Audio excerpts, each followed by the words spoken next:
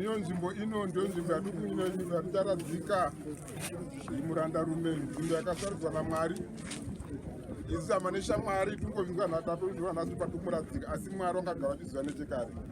Ngatinamate Mwari wemasimba ose muzita raJesu. Tinouya pasi pachigaro chenyu muzita renyu tikutenda neyo nzvimbo yatikuradzika John. Pano akamborima pano Mwari, pano akambogara pano, kuda pano akambozorora wachifamba rwendo pano. Asi nhasi uno takusaura nzvimbo ino nzvimbo yekuradzika uyu murandarume. Ndiyo nzvimbo yachamuka shemasimba ose pamutaridza wandama muchedza penyu wakafa. Iyo tikunamata nzvimbo iyo icheneswe nemi. Tinosasa ropa raJesu Kristu tenzi kugochengetedzwa nemi.